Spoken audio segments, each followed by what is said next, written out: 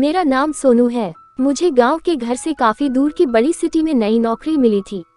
इस शहर में भाड़े का घर लेकर रहने लगा। पड़ोसी के तौर पर घर के सामने ही एक घर था जिसमें एक बुजुर्ग जोड़ा रहता था।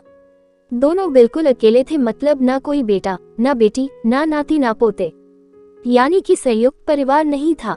मैं एक संयुक्त परिवार का सदस्य था, इसलिए मुझे अक्सर उनके बारे में विचार आते रहते थे। मुझे देखकर बुरा लगता है, इतनी उम्र होने के बाद भी उनकी देखभाल करने वाला कोई भी उनके साथ नहीं है। जब मैं सुबह ऑफिस के लिए निकलता था तो देखता था कि दादी जी अपने कपकपाते हुए हाथों से दादाजी को चाय देती थी। वैसे ही कपकपाते हाथों में कप लिए दादाजी चाय पीते थे। वहां पर रहते हुए कुछ दिन होने के बाद मुझे पता चला कि ये दोनों मिलजुल के धीरे धीरे घर के सारे काम करते थे। कोई भी उनसे जाकर बात नहीं करता। इतने दिनों में मैंने उनकी आवाज तक नहीं सुनी थी। जब मैं शाम को ऑफिस से घर आता था तब दोनों को घर के आंगन में बैठा पाता था और उन दोनों के ही चेहरों पर थकान साफ साफ पड़ पाता था। मेरा मन कई बार करता कि उनसे जाकर बात करूं, लेकिन फिर किसी वजह से मेरे पाँव वहीं पर थम जाते।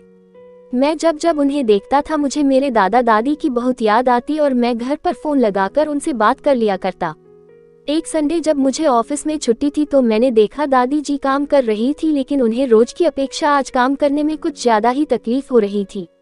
मैंने उनके पास जाकर पूछा कि दादी जी, आपकी तबीयत तो ठीक है ना? क्या मैं आपकी कोई मदद कर सकता हूँ?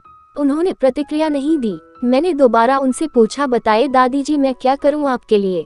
उन्होंने फिर भी कोई उत्तर नहीं दिया।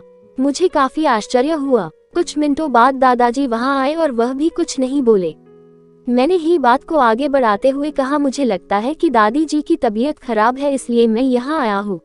मैं आपकी मदद करना चाहता हूँ, बताएं मैं कैसे आपकी मदद कर सकता हूँ? दादाजी इशारों से मुझसे बातें करने लगे। उन्होंने इशारों से मुझे बताया कि दादी जी सुन और बोल नहीं सकती। उन्होंने ये भी बताया कि वह खुद भी बोल नहीं सकते, वह सुन सकते हैं, मेरी बात समझ सकते हैं। उन्होंने इशारों से दादी से कुछ कहा और दादी ने मेरी तरफ देखकर मेरे माथे पर हाथ फेरा। मैं उन दोनों की तरफ देखते ही रहा और न जाने कब मेरे आंखों से आंसू बहने लगे। उस दिन के बाद जब जब मुझे समय मिलता मैं उनके पास चला जाता। वह मुझ पर बहुत प्यार बरसाते। अब तो मुझे उनके इशारे की मीठी भाषा भी बहुत अच्छे से समझ में आने लगी थी।